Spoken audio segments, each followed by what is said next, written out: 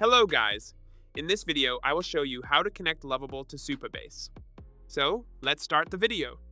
First, have a tab open where you're already signed into your Supabase account. Then open Lovable and go to the project that you want to connect with Supabase. Next, click on the project name and go to Settings. Make sure you are in the Settings section. From there, go under Integrations, find Supabase, and click Connect Supabase. The reason you need to already be signed in to Supabase is so it can sign you in automatically. Here, you'll be able to select an organization to grant API access to.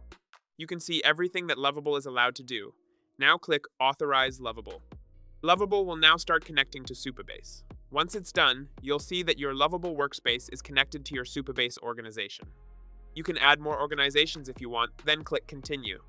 Now, you can either connect an existing project or create a new one. I'll connect the project I already have.